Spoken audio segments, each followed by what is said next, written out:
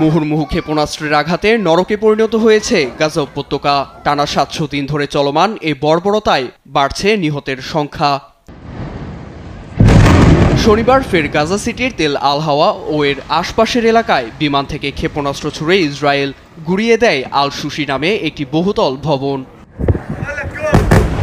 ১৫ তল বিশিষ্ট সামরিক ভবনটি থেকে গাজার সশস্ত্র গোষ্ঠী হামাস গোয়েন্দা তৎপরতা চালিয়ে আসছে দাবি করে এ হামলা চালায় ইসরায়েলি প্রতিরক্ষা বাহিনী।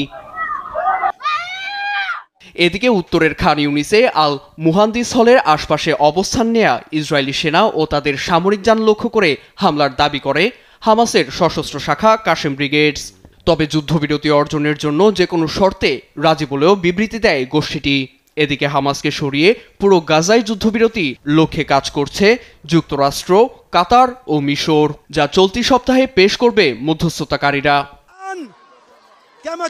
এদিকে জিম্মিদের মুক্তির দাবিতে আবার সরকার বিরোধী বিক্ষোভে উত্তাল তেল আবিব। জিম্মি ইসরায়েলিদের মুক্তির জন্য মার্কিন প্রেসিডেন্ট ডোনাল্ড ট্রাম্পের সহায়তাও চেয়েছে তারা। জিম্মিদের ফিরিয়ে এনে নেতানিয়াহু যা খুশি করুক।